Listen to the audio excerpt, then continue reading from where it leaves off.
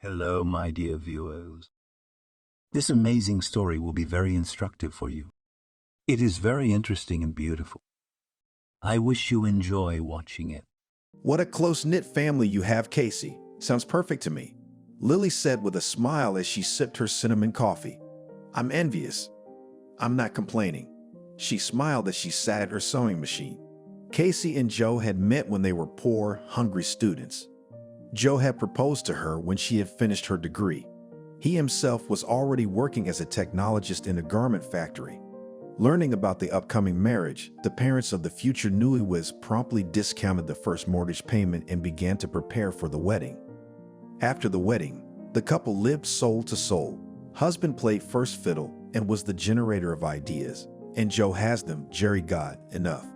With his easy hand, Casey fell in love with outdoor activities, hiking, picnics in the mountains, and once jumped with a parachute. My husband is the best, the young woman said proudly at the time. If it wasn't for Joe, I would never have dared to do it and would have lost a lot. With work too, everything worked out just fine. In time, the companionable young man made friends with Tony's management, and he managed to get his young wife into the factory as well. So Casey and Joe are Harvey, though they didn't make millions, weren't poor. When Casey realized that she was expecting a child, she collapsed a little, because in the Young family everything happened, if I may say so, with the help of her husband. Silly girl, Joe said fondly when he found out he was going to be a father. But you couldn't think I wouldn't be happy. Casey was relieved. Rocky's birth was a real celebration. On his son's birthday, Joe had thrown a big corporate party at work, and when he came to pick him up from the hospital, Casey thought he probably left half his paycheck at the flower store. Come back again, the midwife said in a hospitable tone as she dutifully accepted a bouquet of roses and a box of assorted flowers from Joe's hands. I will, the new father replied with a smile, and more than once. However, Joe and Casey never decided to have a second child. When Rocky was 3 years old and parents gave him to kindergarten, the head of the family came up with a grand idea. Old lady, let's start our own business, he said one day. What business? Cassie was stunned. Business, Casey, because you're a great fashion designer and I'm a technologist. Joe, she said laughing. Business takes money and we don't have any. Well, what the hell business is? What the hell kind of business? We'll open an atelier and then we'll have a model home of our own. And money, as they say, is a matter of time. No, it'll come. Yes. Casey hummed and recited. Dreams are dreams where your weakness is. Dreams are gone. Dreams are gone. Laugh it up. Laugh it up. But we're gonna have an atelier. And he was right. A year later, Joe and Casey had saved up and opened a small studio. A year later, their expenses paid off. The brainchild of Joe and Casey began to bring a steady profit. Clever Joe offered the head of the factory cooperation, and Tony, thinking, agreed. Atelier was in demand, so the cooperation promised a good profit, and it really turned out to be fruitful and mutually beneficial. Joe had brilliant organizational skills. Casey managed to perfectly balance work and leisure. Work was booming and business was booming. The household was settled, but the feelings did not fade away. Moreover, the joint business has brought the loving couple even closer together. Little Rocky, despite the busy parents, has never been neglected. They from a small age accustomed the boy to active recreation.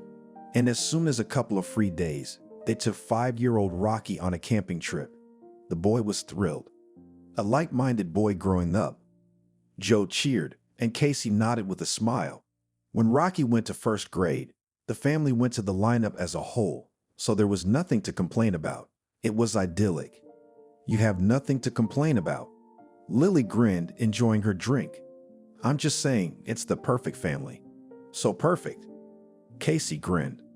We have our disagreements too. Oh, I don't believe it and I'm jealous. Come on, Lily, there'll be a gingerbread truck on your street. And who knows, maybe I'll be jealous of you too. Lily was 2 years older than Casey and had also been married, but apparently, fate decided to postpone the lucky ticket for her for later. At least that's what she hoped. Lily's ex-husband was a gambler and was not a fool to drink. For 6 months, she endured in the hope that a miracle would happen and Barry would come to the senses. But the miracle did not happen, and Lily did not hesitate to kick him out. After the divorce, Lily became a frequent guest at Joe's house. Not so long ago, she worked as an operator in the cab service, but the organization was closed. Fortunately, in the family business of sister and brother-in-law found a place, and for Lily, she took applications. Casey was the manager. Joe conducted business negotiations with potential partners. It was a family contract. Now that the workday was coming to an end and there were no more requests, Lily went into the sewing room for a coffee and a chat with her sister. The coffee the couple had brought from Brazil was unrealistically delicious and really invigorating. Lily was not a coffee addict and started to think about a second cup of coffee. "That's a heart attack," Casey remarked. "Ouch." The older sister shrugged it off. "You think I drank coffee that often? Will you be much longer?" "No, I just have to stitch." It had been a long time since Casey had sat down at the sewing machine herself. There were 2 excellent seamstresses at the studio, Lucy and Naomi. But Lucy was suddenly ill, and it was Naomi's son's birthday. Well, not to deprive the child of the holiday, so Casey did the orders herself. Sometimes it's good for her. She chuckled. Now Casey was finishing an urgent order. Joe had left for negotiations in the neighboring region. The workday went on as usual. The room suddenly became dark. The wind blew in through the open window, swept threads, patterns, and pieces of fabric off the table. Lily stood up and picked up everything from the floor, closed the window and said, "The weather's getting worse. It's already cloudy. It's going to rain." "Looks like it." Casey nodded, looking up at the sky. "Should we wait it out, or should we go?" "I'm done." "Let's go." She waved her sister, who was driving the car. Casey's cell phone rang. "There's Joe." She was happy when she saw the word favorite on the display. "Casey?" asked the bureaucratic voice. Her hands trembled. She physically felt that this voice was going to say something terrible. "Yes, it's me," trying to sound calm. "Who are you? Why are you on my husband's phone?" What stupid, pointless questions, but they were the ones that helped Casey delay the moment she would hear for a few seconds. "Police Major Mickey." He introduced himself. "Who's Joe to you?" "That's my husband." "Casey, your husband was in a car accident." "What?" She screamed. "Tell me what's wrong with him. Is he alive?" "Your husband is dead. I'm sorry for your loss." The police major said something else, but it was like Casey couldn't hear him. What happened? It was her sister. "Casey, don't be quiet. What about Joe?" "Joe." She repeated it in a low voice. "And Joe's gone." "What?" Lily gasped. "Joe's gone. He was killed in a traffic accident." As if in a dream, Casey said and fainted. "Wow, so young. They say it was a collision with a gasoline truck. There was nothing left of him, so the coffin was closed. It's awful. The boy will be without a father. And he loved his wife so much. Yeah, and she was such a love, too. Half the town came to see Joel off. Everyone knew him as a cheerful, good-natured, and helpful man. By the way, where's the wife?" Lily heard a woman's voice.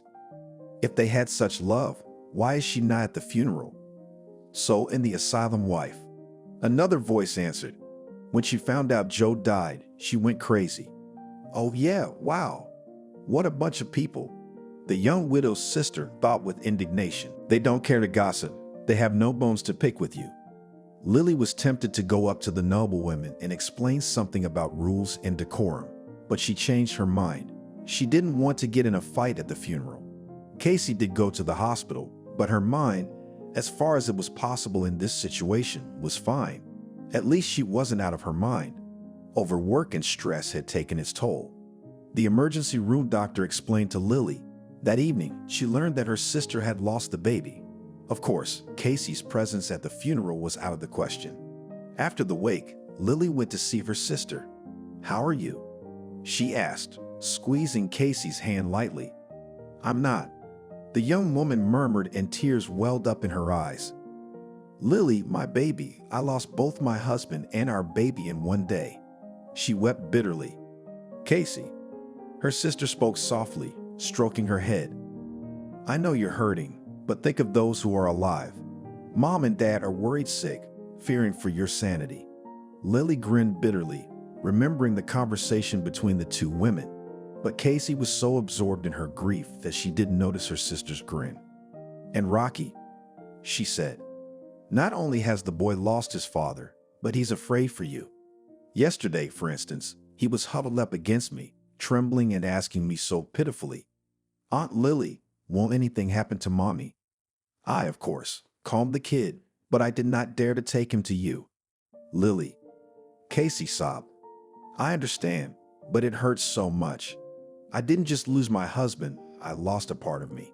Joe and I have always been one, and now there's only half of me left, even less, because it's our baby. She hid her eyes in exhaustion.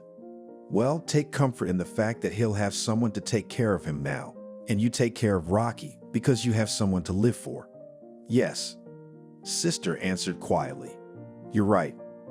Well, I guess I'll be going and you get some rest, and I brought you some vitamins, a clean robe and underwear. Thank you, Casey said in a weak voice. I'll come back the day after tomorrow. What can I bring you? I don't need anything. The hospital feeds me. And what you brought, I can't even eat in a week. You'll say that's it, rest. She said and kissed her sister and left the room. Casey was discharged after 10 days. During that time, she got used to the fact that her Joe would never come home, kiss her and say, I love you, old lady. That's a lot of not. Joe won't see Rocky grow up, won't come to her son's graduation, won't meet his fiancée. They'll never celebrate the gold wedding or the silver wedding or even the pewter wedding they were supposed to celebrate the following year. But Lily is right. Casey has someone to live for and she has to be strong.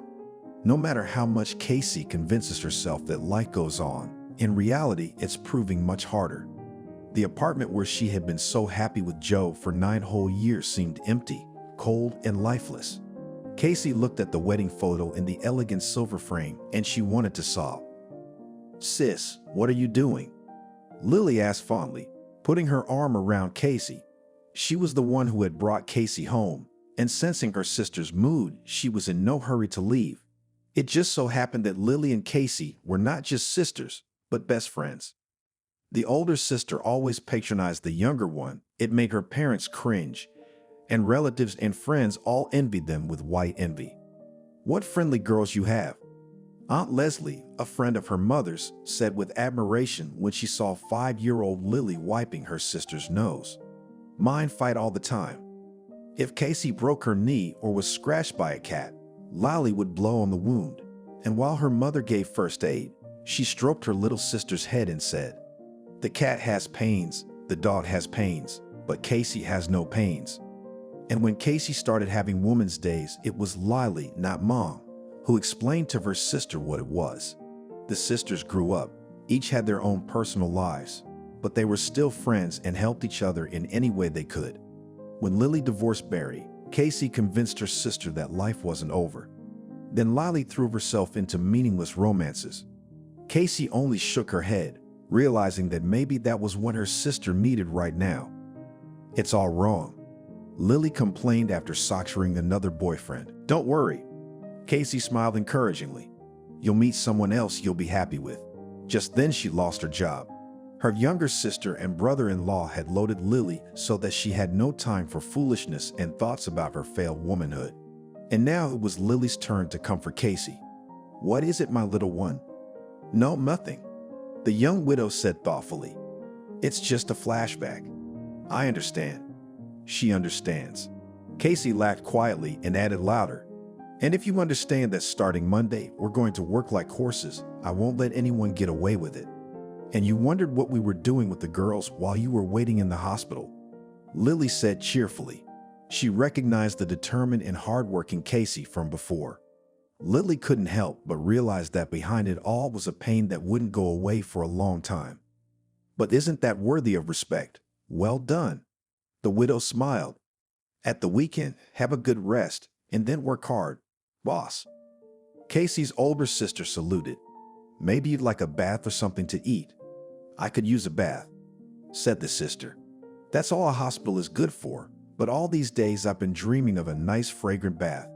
It's coming, Lily assured her and headed for the bathroom. While Casey took a bath, Lily fried scrambled eggs with herbs and made sandwiches with ham and fresh cucumbers brought from the cottage. I should take Casey to the cottage, she thought. It's nice there now. The fresh air will do her good. Oh, that's a feast, Casey exclaimed, feeling her appetite growing. You bet, Lily said in a satisfied voice. Come on, sit down. This is delicious. Closing her eyes, said the mistress of the house, swallowing a piece of scrambled eggs. It's always delicious at home. Casey's older sister remarked, Why don't we go to the country for the weekend? Pick up my parents and Rocky and we'll hit the road. That's a great idea. Casey said yes. She was afraid her little sister might go into seclusion, but Casey seemed determined to live life to the fullest and breathe to the fullest. And good. Parents and son nearly smothered Casey in a hug, and then they got into Lily's car and drove to the cottage. I have to live, thought Cassie on the way. For Rocky's sake, for Joe's sake, and for the memory of our business with him. The weekend flew by like a blink of an eye. On Monday, the sisters drove to work. As soon as they walked in, a bunch of balloons floated into the room, and then smiling girls came running out from behind the fitting screen.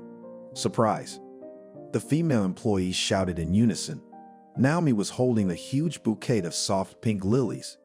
Lucy could barely hold an impressive cake with the inscription, Casey, welcome back, in her hands. Thank you guys so much. With a smile, the hostess said excitedly. After the tea party, the friendly female team started to work. It was the same as always, but without Joe. Casey plunged headlong into her work. From now on, the business she and Joe had started and her 8-year-old son were the meaning of her life. Sure, she had wonderful parents and a loving and caring sister, but they had their own lives. On September 1st, Casey remembered how she and Joe had seen Rocky off to first grade a year ago, and she felt sad. Don't cry, don't be sad, the young widow mentally told herself. Now these words had become Casey's motto, but on September 17, when Joe was to be 32, she could not hold back her tears. She came to work with reddened eyes, and her subordinates could not help but understand the reason for her tears. The young woman worked hard. She spared neither herself nor her subordinates, and it bore fruit. The work piled up. Casey hired 4 more seamstresses and began to think about renting a bigger room. And only in the late evenings, when Rocky was asleep, did she light a candle, sit in a chair, and look at albums of photographs. Joe, honey, why? Casey whispered, stroking her husband's face with her fingertips. On Christmas Eve, the sisters were driving home from work and Lily suggested they buy a tree. Well, let's do it. Without much enthusiasm, Casey agreed. In the evening, the town looked especially spiffy and people were smiling in anticipation of a merry holiday, looking at the decorated trees, garlands, and banners. But Casey didn't seem to notice anything. For the first time in years, she is celebrating Christmas with a sad smile. She said as she and her sister and parents sat with glasses of sparkling wine. Yeah, it's a little unusual without Dad, Rocky said. But you have me right. Casey smiled and caressed her son's head. He's all grown up now. He understands everything. I have you in all of you. That's what we'll drink to, Anthony said. In spite of this sad moment, the party turned out to be fun and relaxed. Casey had no idea what trials awaited her in the coming year. Though, what a day! Lily exhaled, accepting another request. I can't breathe. Casey wasn't in the office much anymore. She traveled to deals and gave orders, and her sister, in addition to accepting applications, was responsible for internal order. In the long run, Casey was thinking of hiring another person to be the manager of intake, but it was too early to talk about it because January was hopeless as usual. The usual thing, people who spend on New Year's holidays tightened their belts, but in February there was no shortage of those who wanted to become the owner of a new thing or to cut, restitch. Toward the end of the working day, the calls decreased. Lily moved into a soft armchair and pushed the coffee table to herself in the hope of drinking green tea with a delicious and juicy crust bought in the bakery, which was located in the neighboring house. I don't know about you, but I'm starving. she said. How about you? I don't mind either.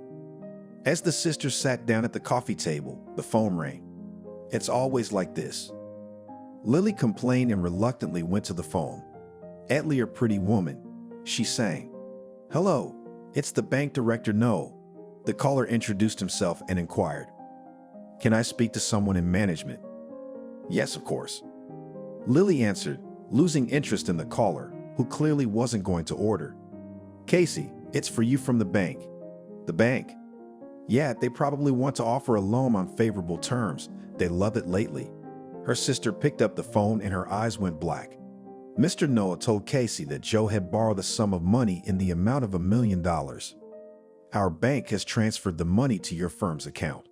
The banker added, and after a long silence, announced the amount with interest. $1 million by itself is a lot, and the amount with interest was depressing. The young wife pinched her ear. She wondered if it was a dream, and when she realized that it was not a dream, she hoped that it was a silly prank. Are you kidding? She squeezed it out of her. That's one thing I certainly don't have time for, is jokes. Noel cut him off. Casey realized wistfully that all this was happening to her in reality and no one was messing with her. But my husband is dead, she said. He's been gone for 3 months. That's right, Noah said nonchalantly. He's gone, but the debt is there.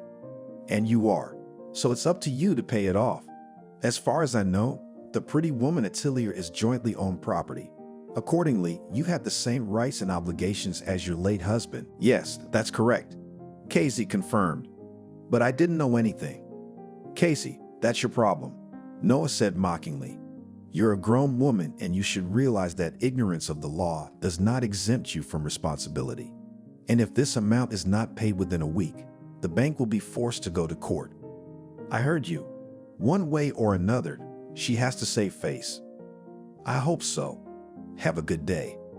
Casey hung up the phone and stared. At one point, she couldn't remember how long she'd been like that. Casey. It was like she heard her sister's voice through absorbent cotton. Is everything okay? Hey. The young woman woke up. Casey, what happened? He said Joe owed more than $1 million. Casey replied and smiled unnaturally. And I'm supposed to pay it off within a week, but there must be some mistake. Joe couldn't just do it without consulting me. He couldn't. Her sister didn't know what to think. Lily was sure her brother-in-law was one of the most decent people she knew. He adored and idolized his wife. Yes, Joe was the head of the family in every way, and being a man of foresight, made all the decisions. However, that didn't mean he didn't discuss his ideas with his wife. And here was $1 million loan that Casey hadn't a clue about. Lily refused to believe it, but facts are stubborn things. Stories of husbands who took out loans in secret from their wives are not uncommon. Lily had been through it herself. True, it was not a bank loan, and the amounts were smaller, but the essence is the same. But Joe, it just didn't make sense. It doesn't matter now, Lily said. We have to do something. You don't have $1 million? No. Casey confirmed grimly. And I won't have it for a week. And where am I going to get it? She said irritably. Lily, if you're going to suggest a way out, you're not going to tell me to get philosophical right now. There's only one way out, sighed the older sister. The only thing you can achieve now, this installments. Anyway, we're looking for a good lawyer. You're alone with a minor child, so I think we won't have any problems. We? Casey looked at her with a hard stare. But it was my husband who took out the loan, so I'm the one who has to deal with it. Lily even took offense. What are you talking about? We're a family, so we have to stick together, okay? There's no taking no for an answer. I see. Smiled sadly at her sister. In the evening, Casey carefully scored for a good lending lawyer. Her attention was caught by a beautiful young brunette with an ultra-short haircut and intelligent eyes. The woman lawyer's name was Nanny. The next day, the women met at a restaurant and Casey was convinced she had made the right choice. Going to court is usually a last resort, Nanny said, and the creditor hopes to influence you psychologically. In reality, it's not so bad. You can write an application for installments without waiting for the court. It's a lot of money. You have a minor child, you don't refuse to pay. I'm not. Casey confirmed it. Then the problem is solved, smiled at the lawyer.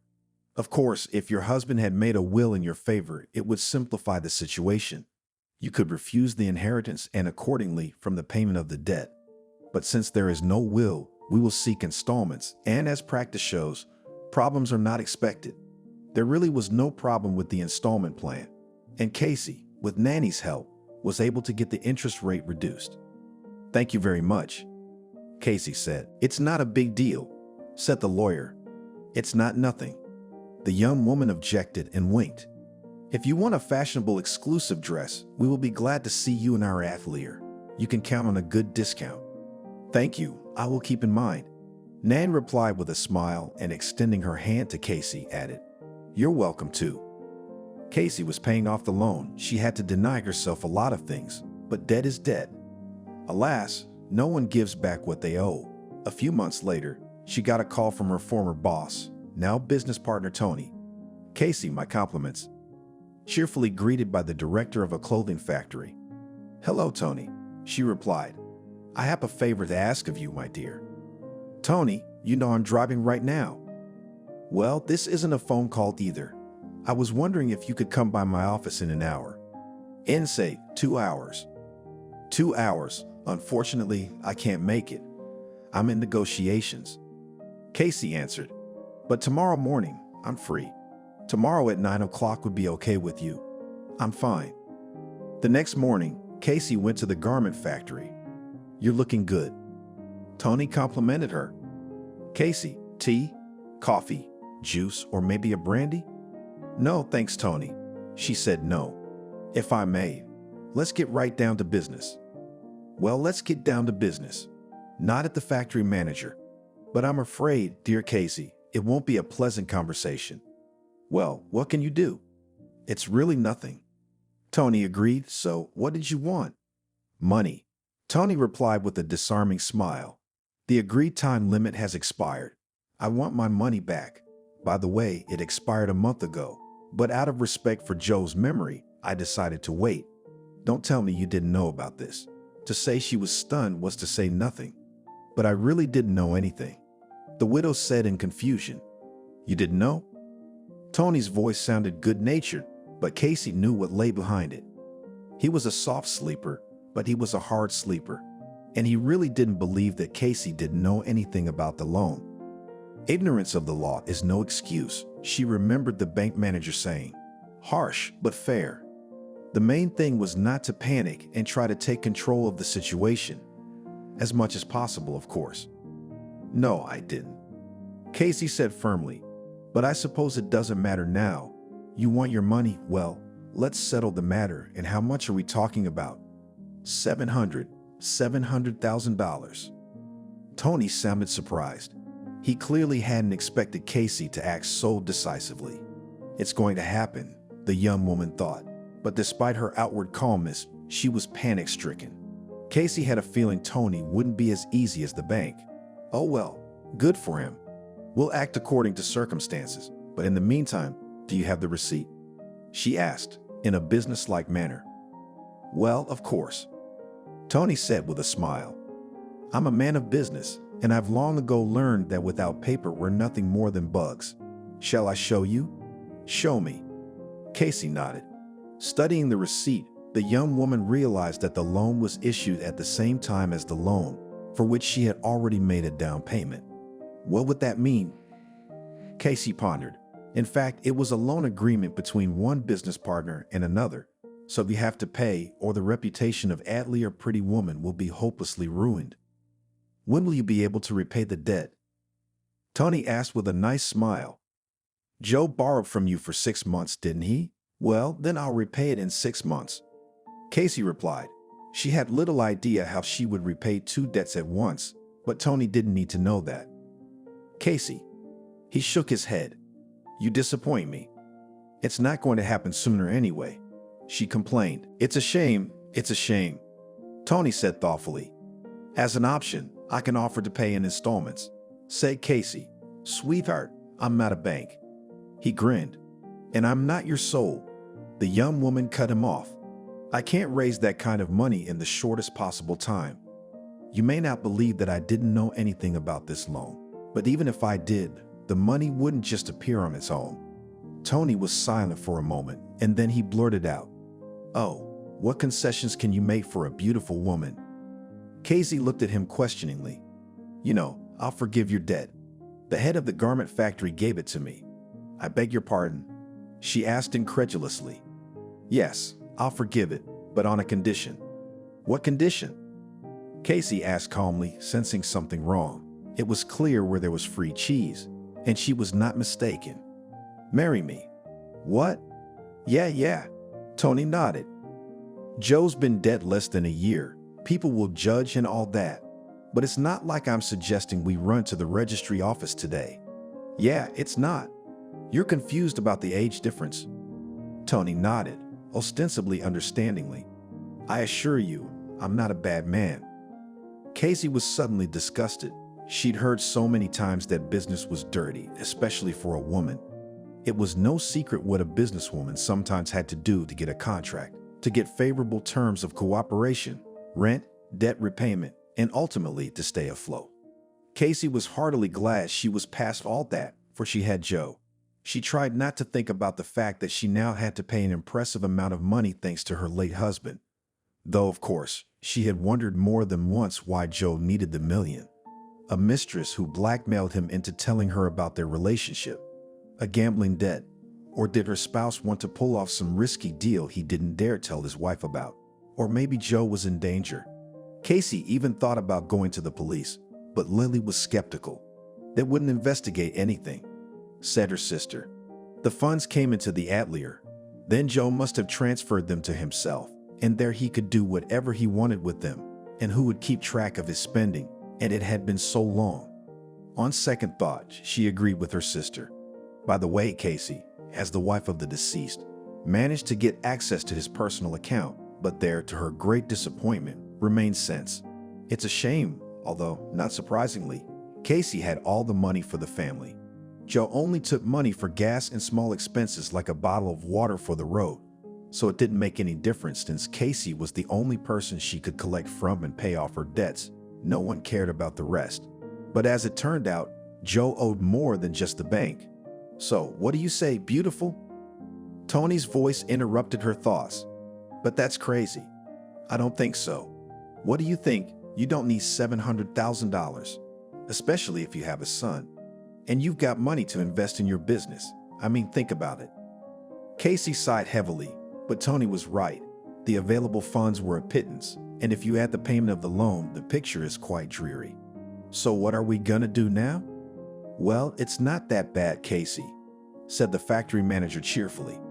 "We are business people and such things in our country are in the order of things. Well, after all, I'm not inviting you to bed as some, but to the registry office. We'll wait till Joe's anniversary and then we'll get married. We'll make a pact, so there's no cheating, and I won't hurt your son. And if it's more convenient for you, you can consider it a deal. Still, I'll have to think about it." Casey said thoughtfully.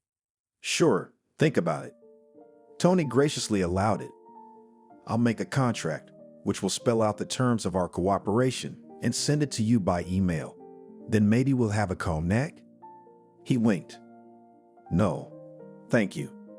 Casey replied and walked out. She got into the car and thought deeply. "God, I'm so screwed." Casey thought with annoyance. She knew that Tony had been married twice. Tony's first marriage had been as a student, a stupid, hasty marriage. That's how he characterized his marriage to a fellow student. 2 years ago, the head of a garment factory buried his second wife. By all accounts, it was a happy marriage. Casey and Joe were invited to Tony and his wife Nancy's silver wedding. Tony had courted his wife so touchingly, and Casey envied the lovely couple. Turns out it wasn't all that wonderful. Come on, they're the only ones like that. Casey grinned sadly to herself. Did I think Joe would do that? Business has its own laws, and we didn't invent them.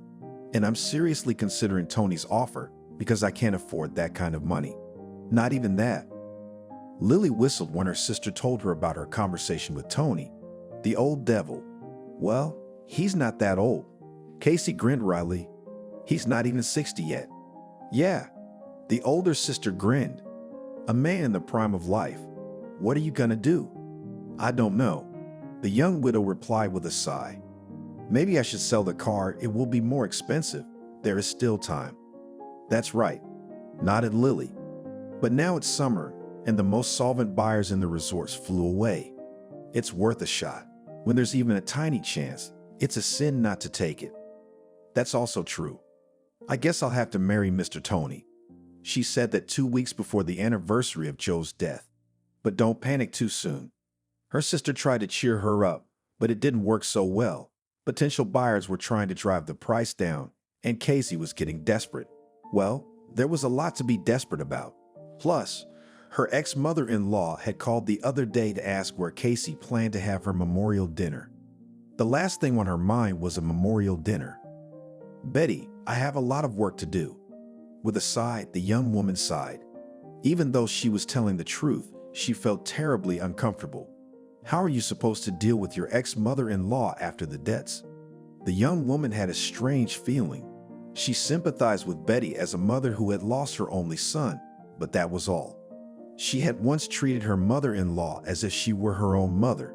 Now, during the phone conversation, Casey had no kinship feelings for her son's maternal grandmother. Joe had set her up, however unwittingly.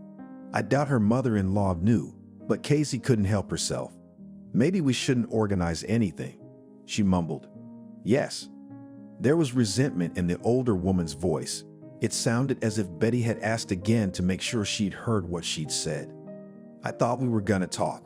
Besides, I haven't seen Rocky in a while, or you're seeing someone and you're embarrassed, Casey. But you're a beautiful young woman and you don't have to bury yourself alive, so I understand. I wonder how Betty would react if she knew that I might be the wife of Joe's ex-boss and me, thought Casey, and said aloud, No, I don't have anyone. Ever since Joe's gone, I've been head over heels in work. Work and Rocky. That's all I live for. You poor thing. My ex-mother-in-law sighed sympathetically. You take care of yourself. So what about the wake? Okay, I'll take care of it. The daughter-in-law said doomly. I'll call you. I'll be waiting. Casey passed out, staring at the ceiling with a blank stare and thinking, after all, who am I to deny a grandmother the opportunity to see her only grandchild? It's okay, we'll get over it. Lily reassured her sister. After all, nothing special, in fact, did not happen. Grandma's excited to see her grandson, and that's fine. Normal is normal, Casey said tiredly. But it's just, I don't know how to say this. Come on, don't get yourself worked up, Joe. You owe money as a spouse. You're not paying off Betty. I know, but calm down. Everything's gonna be all right. The anniversary of Joe's death fell on Saturday. In the morning, Casey and her son, her parents Lily and Betty, and her husband drove to the cemetery, and then they went to the cafe to pay their respects. Rocky's all grown up, said Betty, looking fondly at her grandson. He looks just like Joe, just like him. Yeah, nodded Brittany, Lily and Casey's mother. God, don't be a stranger. She said goodbye. Come visit. Buddy and I will always be happy to see you. Yeah, nodded the former father-in-law. The elderly man's eyes moistened and Casey was ashamed of bad thoughts. Nerves finally gave up. And the young widow sobbed bitterly, tucked into Buddy's chest. You cry, girl, he urged, stroking his former daughter-in-law's hair. Cry it out. Casey pulled away from her father-in-law and said quietly, I don't think so. That's not true. Betty smiled, and then Joe's parents got into their car and drove off. Well, let's go too, said Lily, waving her keys. They returned home in complete silence, each absorbed in his own thoughts. Mom, I'm going for a walk, said Rocky when they got home. Okay, answered Casey. What should I make for dinner? Pilaf, the boy said without thinking. But we had pilaf yesterday.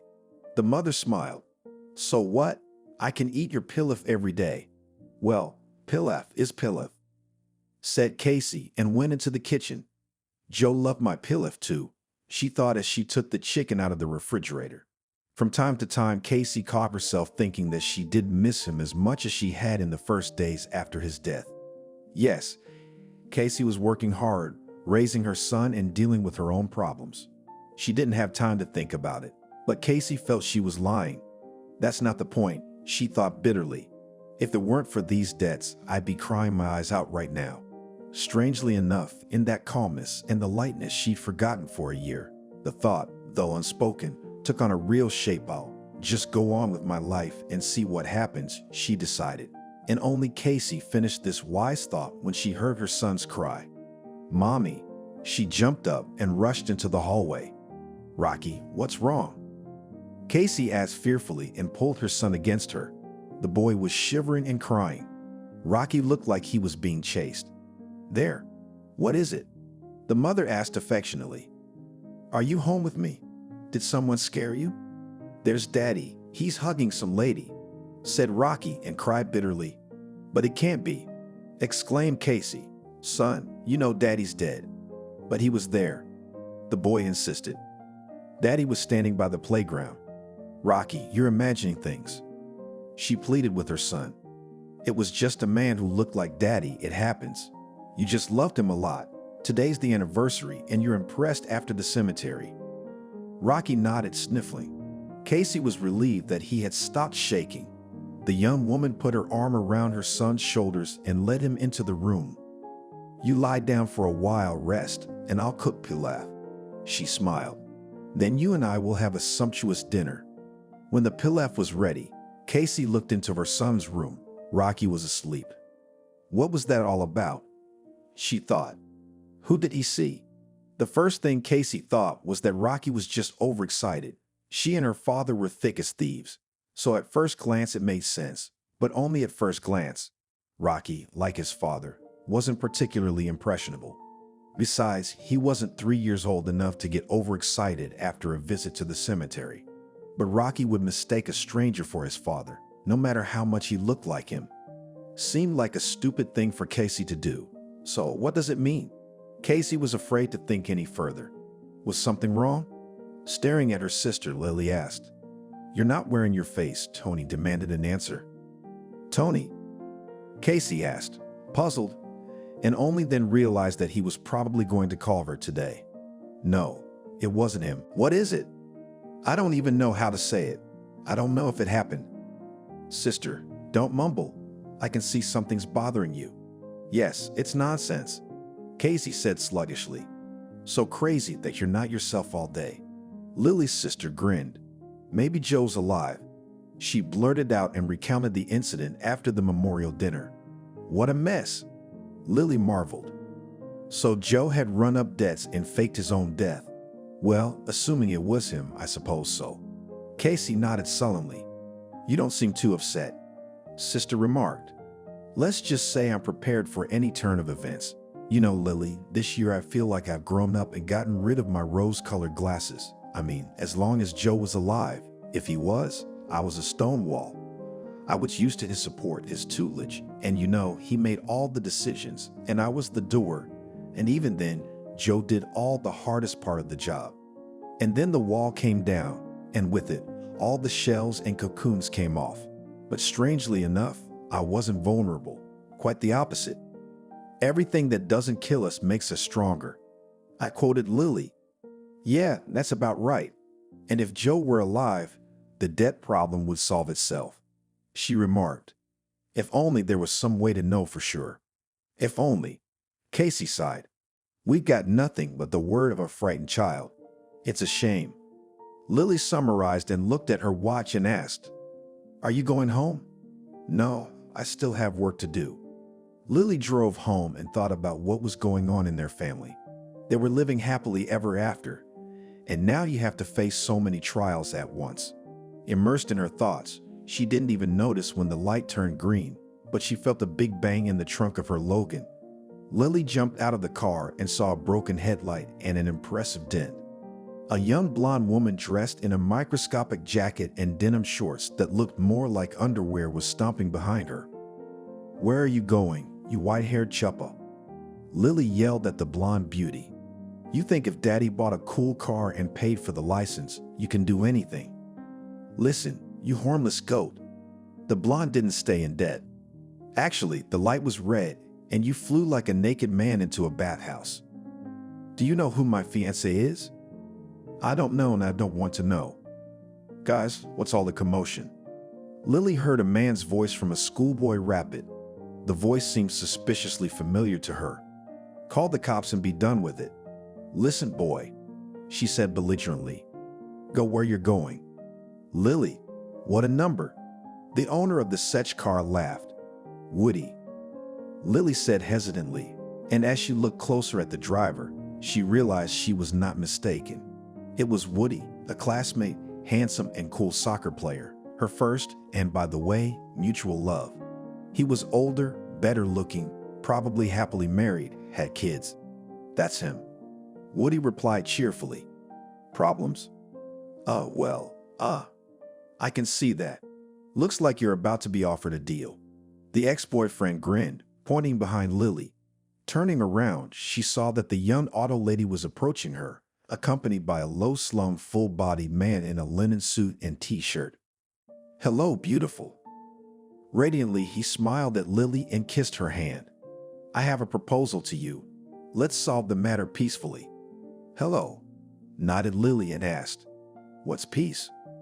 And pieces, answered the man, and showing her the display of a smartphone, said, Is this enough? Actually, Lily didn't like all this fuss with the registration of material damage and other nuisances, so she assured the chubby man that the sums he offered were more than enough. The lover of young blondes transferred the money to Lily, and she hurried to her car, or else the police would come. Lily, Woody called playfully. What about me? Oh my God, is he still here? Did the big money go to your head? Winked a classmate. Lily, I have an interesting proposition. What kind of proposition? Why don't we just pull into the alley? Don't worry, I won't hit on you. Very funny.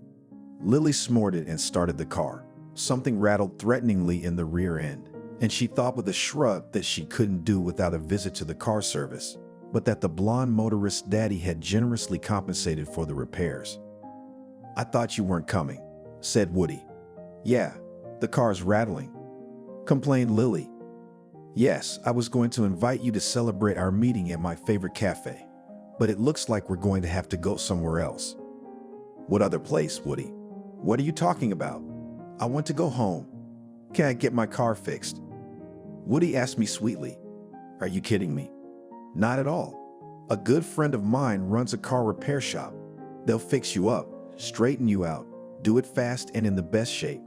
And besides, there's a nice little cafeteria at the service station that's just like home.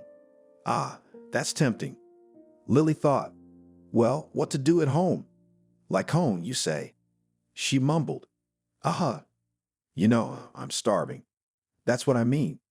To Lily's surprise, the cafe at the service station turned out to be very cozy.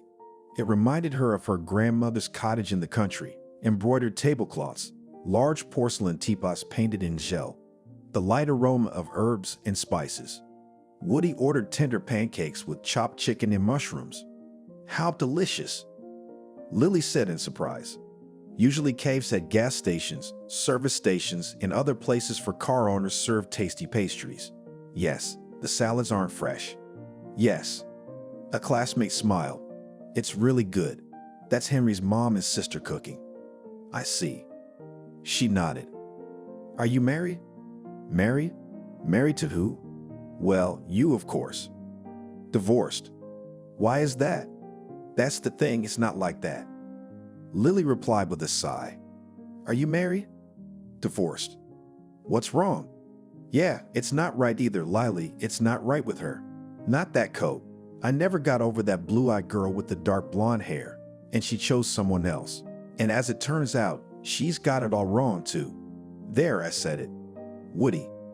Now you're gonna say you can't go back, and you're gonna break my heart. With a forlorn look on his face, Woody said mournfully, Maybe we just shouldn't talk about it. Maybe we shouldn't. Lily, what do you do? Inquired the admirer. I work as a receptionist at my younger sister's Pretty Woman studio. Very interesting.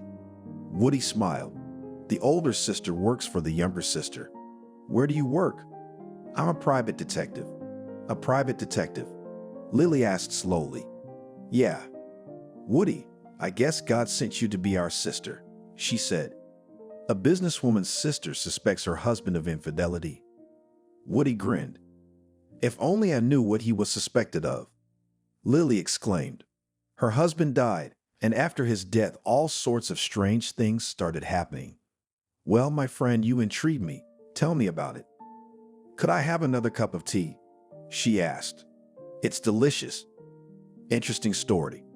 Woody said thoughtfully. Yes, you're right. What the child sought is no argument for the police and no reason for exhumation. But it's not all hopeless. I think I'll take the case. You will? Lily's excited. How much would it cost? We'll see. He dismissed it. I'd like to talk to your sister first. Lily came to work in high spirits. I have good news, she announced from the doorstep. Really? Casey asked skeptically. I don't have good news. Did Joe still owe someone? Her sister suggested, either jokingly or seriously. No, but Mr. Tony reminded me. And you? I asked him to call me back tonight, because you can't breathe before you die. That's another question, Lily said mysteriously. Oh, Lily, stop talking in riddles. Casey begged. We're discussing my future now. I mean, you've already decided to answer Tony, haven't you? What else is there to do? At least stall for time. Lily replied with a shrug. Anyway, yesterday, when I was driving home from work, I got into an accident. No way. Casey gasped and then said, Well, nothing happened to you, judging by your great mood. Naturally. Naturally, said her sister theatrically and settled back in her chair. What can't be said about my little girl? However, the guilty party more than compensated me for the repairs, and in the end I didn't pay a dime. Oh, come on. That's the truth. With a hand to her heart, Lily assured me and began to recount the incident on the road and her encounter with her high school beau. Woody, repeated the younger sister, remembering who they were talking about. And the soccer player, but the one who kept giving you lilacs. Uh-huh, nodded the older one. Could he really solve the case? Casey asked hopefully. Well, at least he says he can. What if your husband is really alive? But it must be expensive. No more expensive than money. Lily cut her off and added, not without a little flirtatiousness. Besides, I can make a deal to make it cheaper for old friendship. Well, try. Is he married? By the way, no, and said that he has not forgotten me. So don't get lost. Casey winked. I'm not lost. I'm just wondering if I should be. Do you like him? Actually, I do. Lily admitted it. So what's the deal? Lily, I'll tell you what, if you two like each other, it's a good idea to take a chance. Casey had something else to say, but the intercom buzzed. She pressed the button, and 5 minutes later a delivery man with a basket of roses appeared at the door. Which one of you is Lily? The guy smiled dutifully. Is this for you? For me? She asked again, already knowing who the roses were from. Yes, for you, confirmed the courier. Sign right here. Thank you. And you still have doubts? Casey asked meaningfully. Lily looked at the flowers with admiration and smiled. The meeting with Woody was scheduled for 3 o'clock in the afternoon in the cafe at the car service center. That's an odd place to have a business conversation. Casey remarked, You just haven't seen the place. My sister smiled. All the more reason for me to pick up my horse. She remembered the wonderful evening and smiled again. The car service's workday was coming to an end, so the car mechanic said that Lily's car wouldn't be ready until tomorrow. Not a problem, Woody declared. I'll personally drive this lady home myself. Is that convenient? The lady was embarrassed. Well, if I suggested it, it's convenient. He smiled. After the cafeteria, they went to a small, recently opened restaurant where they sat until closing time. Lily got home at midnight, but strangely enough, she woke up feeling refreshed and rested. Well, at least one of us will be happy, Casey thought, noting that her sister was smiling every now and then. She hadn't realized that fate had something in store for her. Are you sure it's an auto repair shop? Lily asked her sister, stunned. Casey suddenly felt like she was back in her childhood, and now she was at her grandmother's house. There's a feast here. Lily was surprised to see the table set. The sisters saw a goose with apples, a nice little cake, some salads, slices, and drinks in jugs. And a moment later, from somewhere in the back of the room, Woody and some tall, handsome brunette with laughing brown eyes materialized. "Are we having some sort of celebration?" Lily asked. "You bet we are." The classmate grinned, pleased with the effect he'd had. "First, I met you and I want to celebrate. And second, your car is ready. Thirdly, stop talking, I'm hungry. By the way, meet the girls, this is my friend Jerry, the owner of this whole thing." Over a sumptuous meal, Woody asked Casey a few questions, wrote something down in his notebook, and never returned to the subject. It was not a dull meal, I must say. They chatted cheerfully and casually, and Casey even managed to distract herself from her problems. And when Jerry got a phone call and apologized, Lily quietly nudged her in the side and said, "That Gary's got his eye on you. Don't be silly." Casey whispered indignantly. Meanwhile, Dimitri's friend was indeed looking at her with interest. When Casey reached for the pitcher, intending to pour herself a cranberry morsel, Jerry suggested, "Let me pour it." As he took the glass from Casey's hands, their fingers touched. Lily, who noticed this to her sister, winked slyly at her sister, who only shook her head. "Dear boss, will you let me off early today?" Lily asked the next day. "I just need to go to the hairdresser and do some shopping." "Going somewhere with Woody? What a smart sister I have." She smiled. "It's not hard to guess." Casey shrugged. "Hey Casey, did you like that Jerry guy?" Lily asked. "Jerry's like Jerry, a nice man if that's what you mean. But what does that have to do with me?" "The fact that he was glaring at you." Lily grinned. "You know, I think you two might have something going on." "Lily? Lily what? I've been Lily for 34 years and he likes you." "Maybe he's married." "Guess not." "Anyway, we barely know each other and you're already fantasizing." Casey replied, "Barely know each other, that's a problem." "You wanted to leave early, didn't you?" She reminded her sister.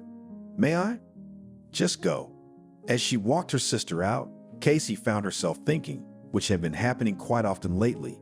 Today, she managed to get Tony to wait a couple of weeks because of the new circumstances, but she felt uneasy.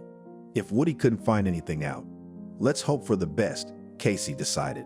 She thought back to her conversation with Lily and grinned wryly. "I'm a hot commodity," she thought ironically. Jerry was looking at her the way men usually looked at women they liked. And then there was Tony, offering to marry her in exchange for forgiveness of his debt. Noble, to say the least. The landline rang, but Casey, not immediately realizing that Lily wasn't there, was in no hurry to pick it up. The phone kept ringing and Casey had no choice but to return to sinful earth. "Pretty Woman's Adlier," she answered. "Can I speak to Casey's landlady?" "That's me." She said hello. "Casey, it's me, Jerry from the car service. Do you remember me?" "Of course I remember you. I'd like to take you out for a walk." There was embarrassment in Gary's voice, and it amused the young woman a little. "Out?" "Aha." The owner of the auto repair shop replied cheerfully. "But if you are not satisfied with such a program, offer your options." "But why not?" She smiled involuntarily. The word "take a walk" smelled of spontaneity, and from the lips of this obviously shy and very handsome man it sounded incredibly touching. "So you agree?" Jerry was delighted. Just like a child, thought Casey, and suddenly she agreed. "Mom, where are you going so beautiful?" asked Rocky.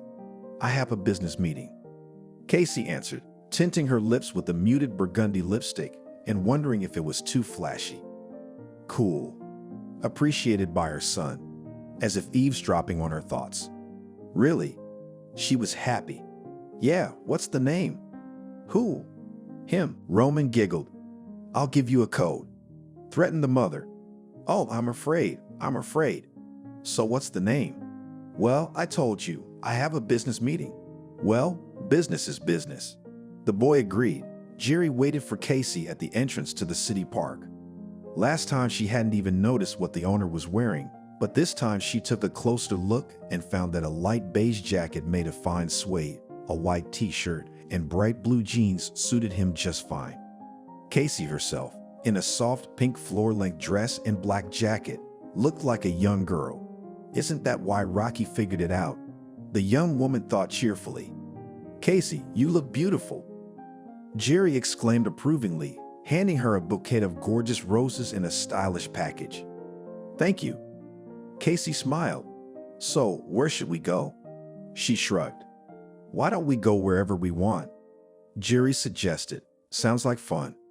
They walked around the park, rode the Ferris wheel, and ate ice cream. Just like when they were kids. Casey said with a smile. My parents would give me money and Lily and I would figure out how much we could afford. I know. Jerry smiled back. And incredibly cool. It's cool, but you can't get a sore throat, and it's getting cold, she shivered. We're not gonna let that happen. There is a very interesting restaurant nearby, stylized as a hunting lodge. Let's have a cup of tea and warm up. You got it. Casey snuck into the apartment, but there was no need. Rocky was watching a cartoon on the internet. What are you doing up? She asked. Look at the clock, I have the right. The son answered importantly, especially on the last days of vacation. That's right. And I can't wait to find out the details. Rocky said. What do you want to know? What do you mean, what? How was the meeting? The young bastard explained nonchalantly. What did you think? That's exactly what I thought. Go to bed. You don't want to stay up late surfing the internet. Casey tried her best to sound stern, but somehow it didn't work. However, her words were heard. Yes, Comrade Chief. Rocky answered and went to his bedroom. In the morning, Casey called Woody and asked how Joe got the money from Tony. I don't know. She was confused. If it's not too much trouble, get in touch with him. Woody asked. Casey had no desire to communicate with the elderly husband candidate, but she knew it was in her best interest. Cash, replied the factory manager. When Casey relayed the information to Woody, he said, Well, that's what I thought.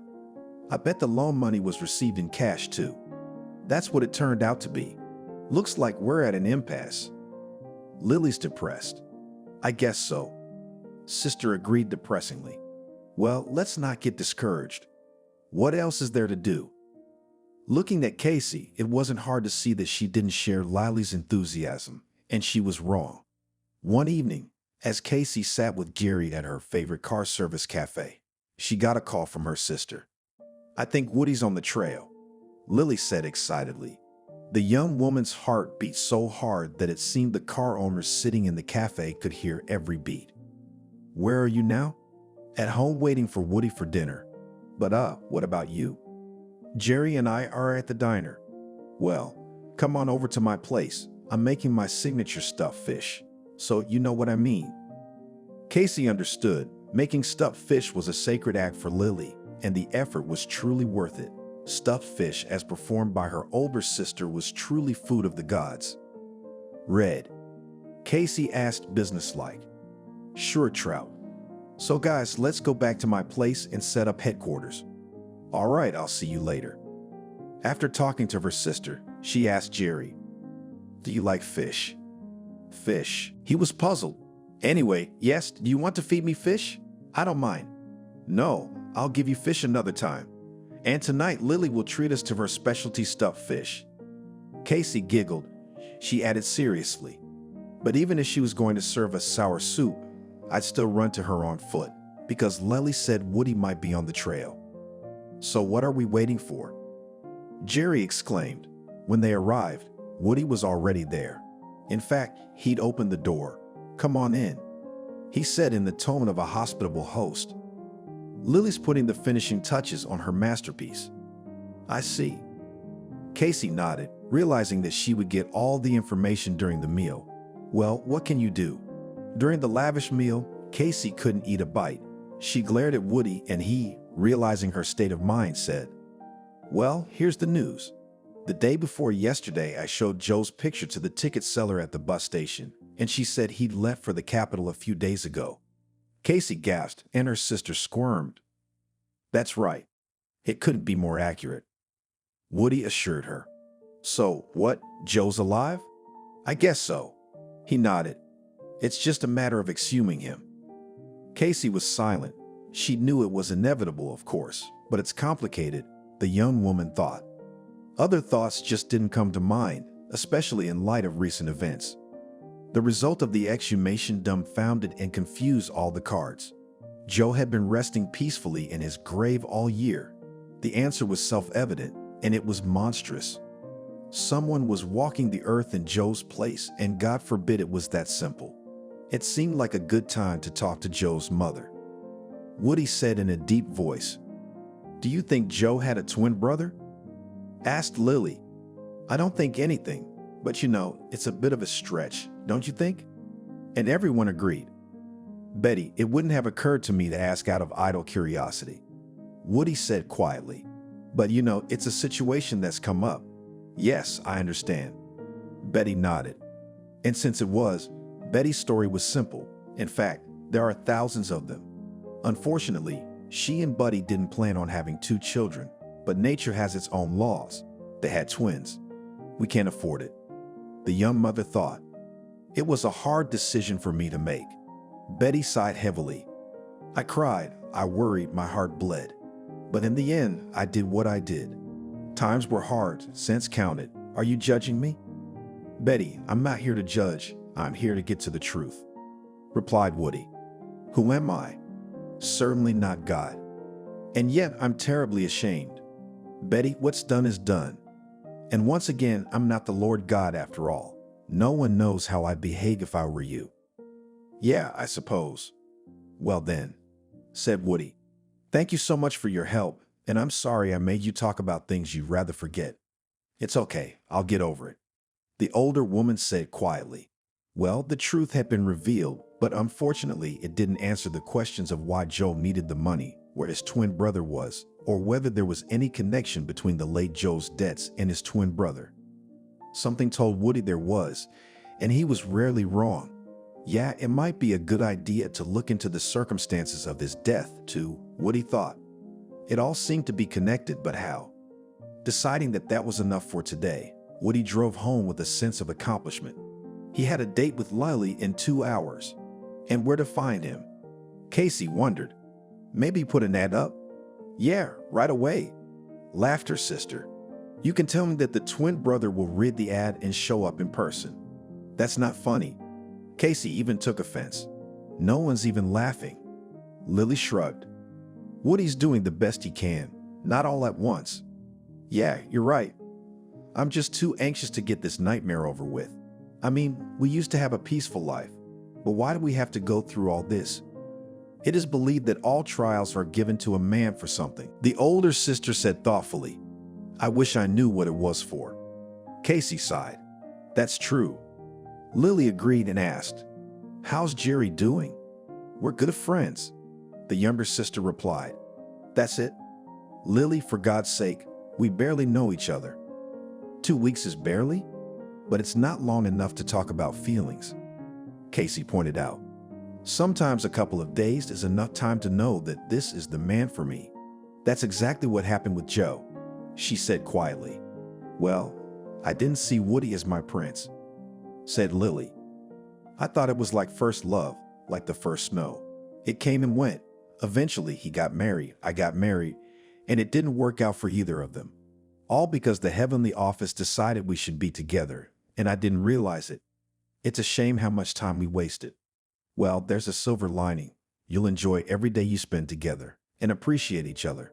"That's true too." She smiled. "I'll tell you what, look at Jerry. He's a good guy, and you don't throw a guy like that away." "Well, for what it's worth, he hasn't told me he loves me or anything. So he realizes you buried your husband a year ago, and you might not be ready for a new relationship. So let him know you're okay with it. But I can see that you like him." "I do." Casey admitted it. "So what's the problem?" "First, you need to deal with this story. Then you need to think about love. I don't see the connection." "Yeah, there isn't, but I want to see it through." "Well, I don't understand that." Lily snorted. "There's you. There's Jerry. You like each other. So what's the problem? And then there's Rocky. That's not a problem either." The older sister dismissed the argument. "He's not like other teenagers. He's an understanding guy. I think he's already figured it out." Actually, Lily was not far from the truth. Casey could tell her son that she had a business meeting, but he was a very perceptive kid. Casey smiled, remembering how Rocky had said yesterday at breakfast that he wouldn't mind marrying her. "What are you talking about?" She stunned, almost choking on her sandwich. "What marriage?" "With that guy in the Ford." The son smiled. "Jerry and I are just good friends," said Casey. "Uh-huh." Rocky grinned. "I believe it. I believe it. So my future stepdad's name is Jerry. I hope he's not an abuser." What? Casey couldn't take it anymore and laughed. "Please tell me what words we know." "I know more words than that," her son proudly assured her. "Well, there you go," said Lily. "The guy, you could say, bless you, and you something to think about, some business. That's what they call the postponed life syndrome. It's a simple thing. You want to be happy, you got it?" "I got it. It's just a matter of pushing Jerry to make up her mind. I don't know how." Casey squeaked pitifully. "She can't." Sister splashed her hands. "If you can't do it, we'll teach you. If you don't want to do it, we'll make you do it." Now listen to Aunt Lily and remember. That evening, Casey was as good as ever. She'd gone to the hairdresser and had a spectacular haircut on her long hair. Before, Casey had been combing her hair smoothly and making it into bunches, knots, bumps, or ponytails. But after talking to Lily, she suddenly wanted something completely new. "You look good with bangs," the hairdresser said approvingly. "You've never worn bangs before." "No." Casey shook her head. "Why?" "Just the other day." The hairdresser, whose name, according to the name tag, was Jenny, looked at her carefully and said, "If you lighten the strands, you'd look great." "I'll tell you what," Casey exclaimed. "Let's do it. It's a possibility." "Well, let's do it." The hairdresser smiled. "You're in luck. I just had a client who didn't show up today." "That's great. Is it really me?" Casey exclaimed in amazement as the hairdresser finished working on her hair. "You bet it was." The next item on Casey's plan was a lingerie boutique. No, she wasn't planning on getting into bed with Gary, but Lily had convinced her that cool, expensive lingerie gave her confidence. And she'd said the right thing, by the way. Wearing a mind-blowing, almost weightless set of navy blue, Casey felt like nothing less than a fatal seductress. When Lily had urged her sister to wear a brighter lip color than usual, she'd been reluctant for a long time. "What's wrong with pinks and nudes?" she asked. "They're good for everything." The older sister nodded in agreement. "For business ladies and romantic girls, it's perfect. But if you want to blow a man away, then red, burgundy, crimson, or plum. I think red is just what the doctor ordered." The black velvet pantsuit fit perfectly, and suede high-heeled shoes and a golden handbag completed the chic look. "How beautiful you look today," Jerry said with admiration. "You look different." "Maybe I am." Casey nodded with a smile. "I changed my hair and makeup. It all looks good on you, of course, but I don't think it's the hair or the makeup. There's something about you. I don't know how to say it. Something sensual or something."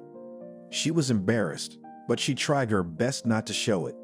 "Remember, you rule the ball," admonished Lily to her little sister. "You have to dominate." Casey and Jerry were sitting in the same car service cafe that had already become her home.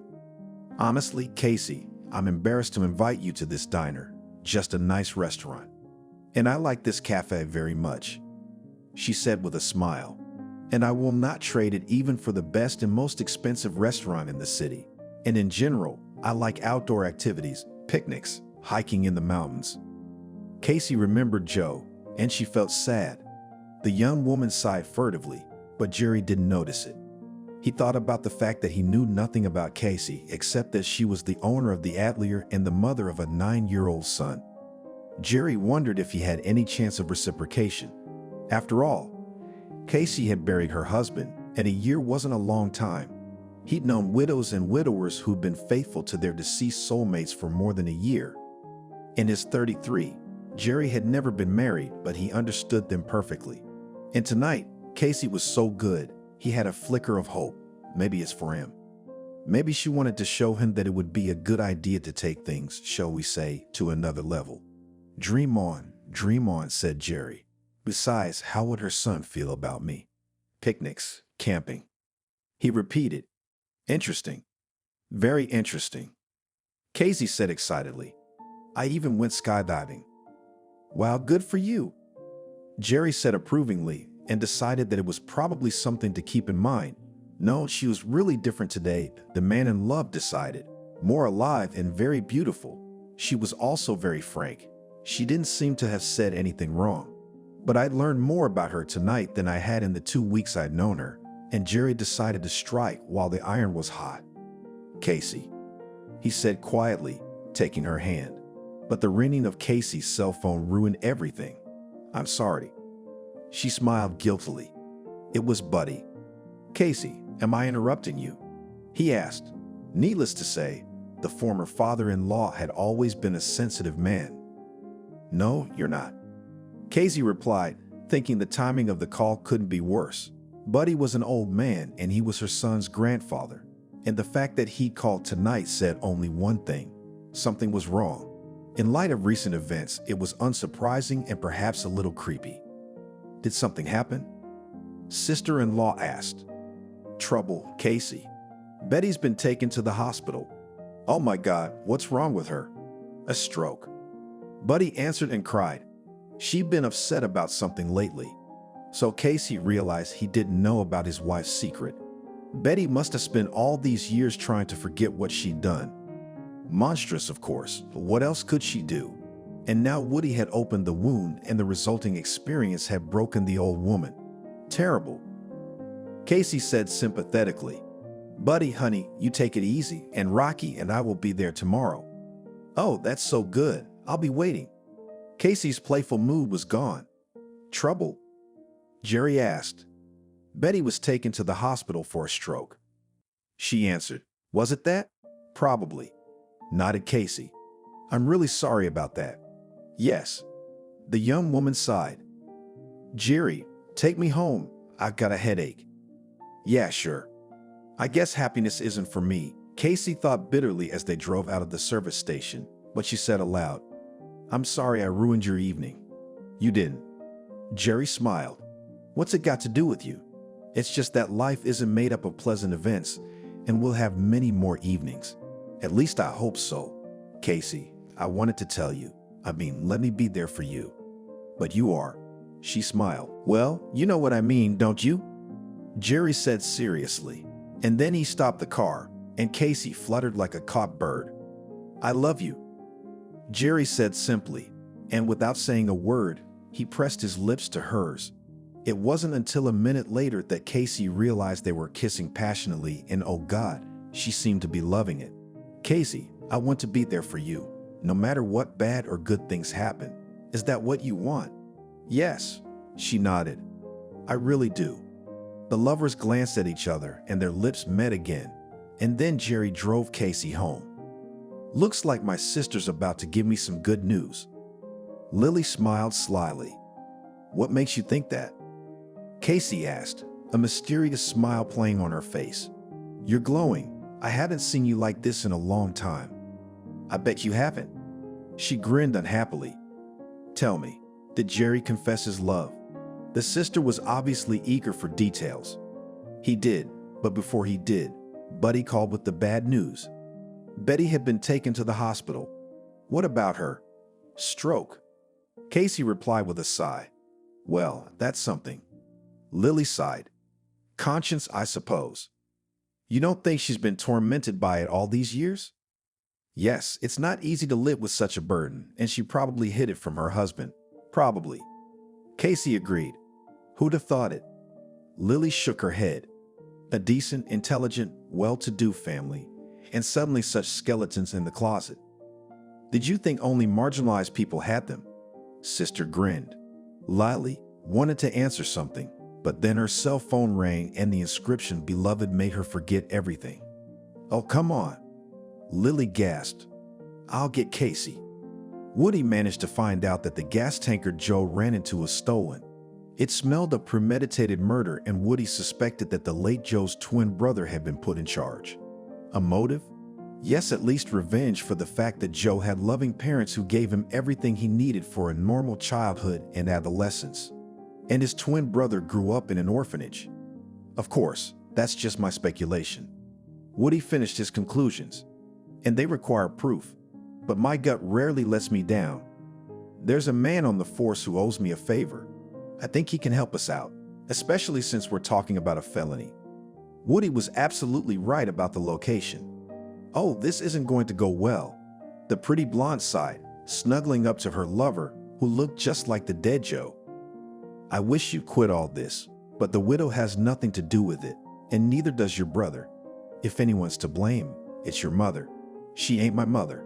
Archie cut him off. That was the first and last name he'd been given at the orphanage. All right, the woman who gave you up. Catherine agreed. But she's already been punished. Who knows if she'll make it or not? Stroke is a thing. Let her recover. Archie said, she'll find out that she was responsible for her son's death. Catherine just shook her head. She felt it would end badly, and still in the orphanage, Archie vowed to find his mother and take revenge on her. And why would you do that? Catherine said, his childhood love that went nowhere in his youth and then in his more mature years. Let it remain on her conscience. You're handsome, you're smart, and you'd have a good chance of making it in the world. So let her bite her elbows for giving you up. Archie wasn't convinced by her lover's words. It took him years to find his, so to speak, relatives, and finally Archie found them. He entered the physics department of the local university on a quota and graduated with honors. After defending his diploma, Archie got a job in a solid firm and worked there for 6 years. After the self-liquidation of the organization with work, the man was not discouraged. Even in the orphanage, Archie was able to fix an electric kettle, a hairdryer, and eventually more serious equipment. So, left without work, he safely earned his bread and butter. And after a while, Archie learned that he had a twin brother, and he lived in a neighboring town. It was a chance meeting. Then Archie was visiting a friend, and before leaving town, he bought new pants, which turned out to be long. The nearest atelier was literally a few meters away from the store, and Archie went there, not even knowing who the owner of the organization was. At first, Archie thought that he was hallucinating, because in the silver Toyota sat an exact copy of himself. Mr. Archie did not particularly believe in the existence of doppelgangers, but that this guy, his twin brother, Archie did not doubt. A man came out of the atelier, and Archie assumed it was a customer. It was quite possible that it was a regular one in a good place that likes such guys in expensive suits and foreign cars. Well, now we'll ask about him, Archie thought, rubbing his hands together. But first Archie went back to the store, bought a bandana and the darkest glasses he could find. He didn't want Archie to be mistaken for his supposed brother. He flirted discreetly with a pretty seamstress named Lucy and learned that the owner of the silver Toyota was none other than the owner of the atelier. Why are you interested in him? The girl was a little surprised, and Archie wondered if she thought he was gay. No reason. Archie answered evasively. Your boss reminded me of someone I knew, and I thought it was him. It happens. Lucy smiled. She was a talkative person. Archie found out that the studio was his twin brother's family business and that the pretty lady with the tall hair was Joe's wife. A week later, Archie managed to catch up with his brother and meet him. There was no need to explain to Joe who he was. Mom couldn't do that. The brother muttered, but there was no confidence in his voice. Yeah, well, it's understandable, and you love Mom. Archie remarked, and you don't want a scandal in the family, really?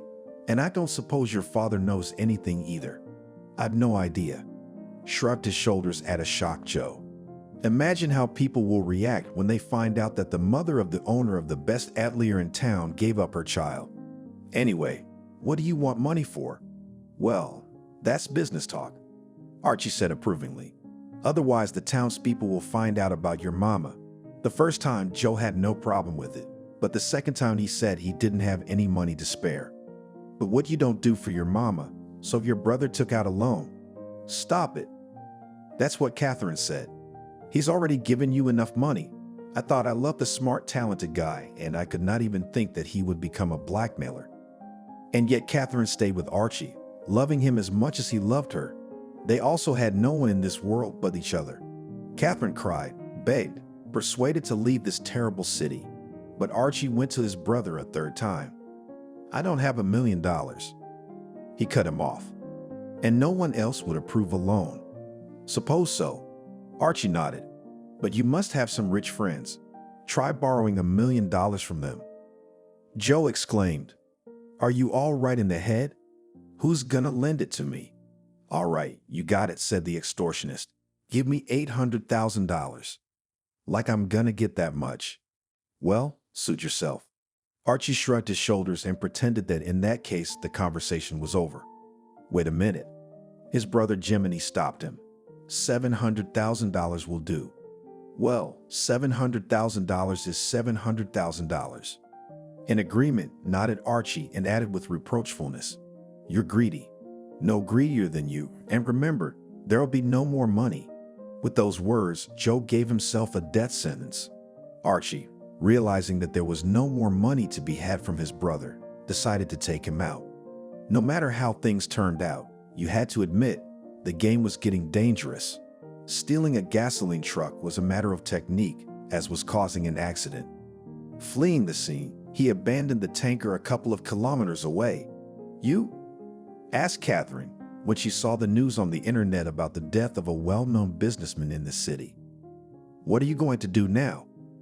answered Archie with a question for a question. "Are you going to turn me in?" The next day, he and Catherine left for their hometown, and a year later Archie again gathered there, where his sworn enemies lived.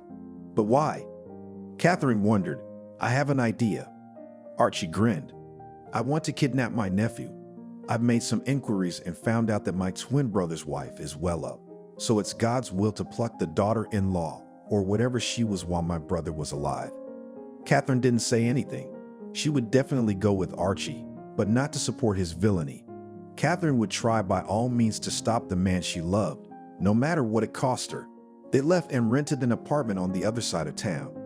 One day, Archie and Catherine drive to the house where his twin brother's widow lived. "There it was," said the lover, pointing to a handsome boy about 8 or 9 years old.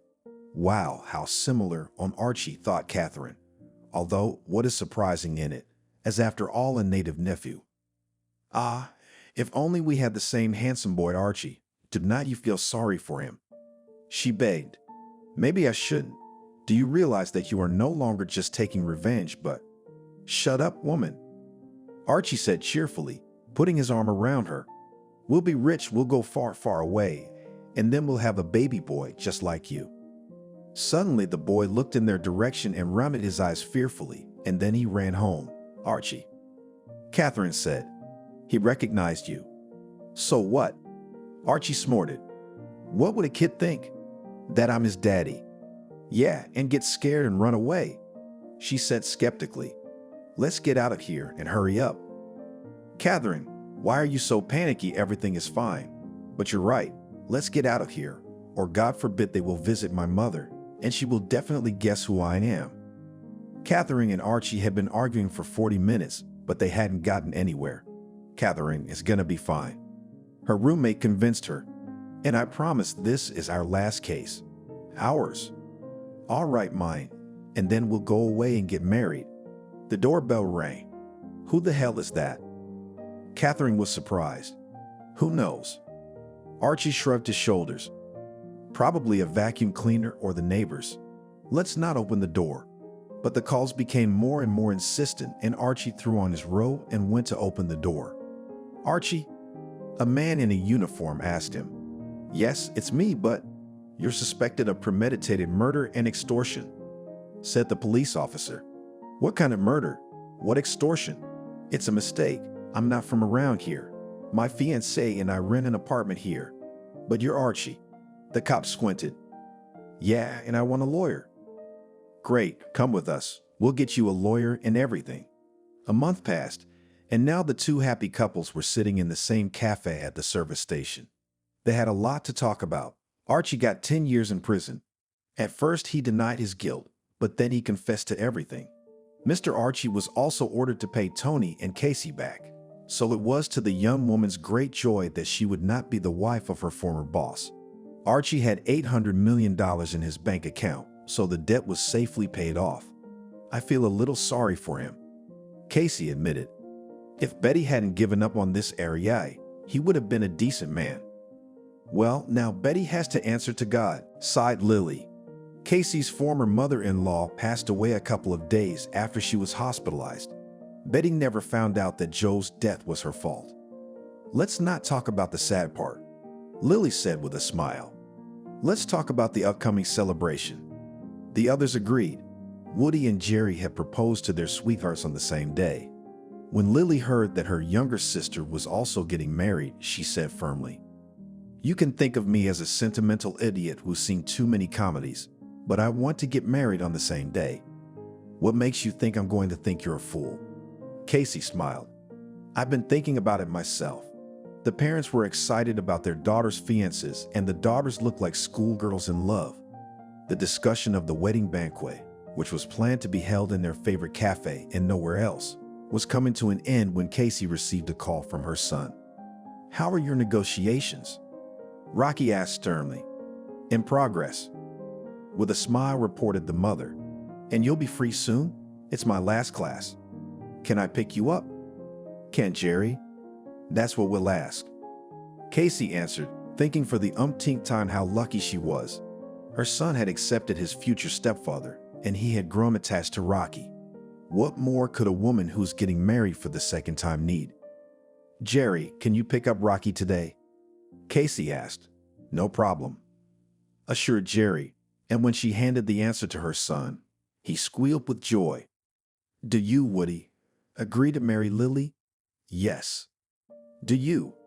"Now right this minute, the world is richer by two happy couples," thought Casey, "and there are more couples in the courtyard, and that's wonderful, because it means there's love."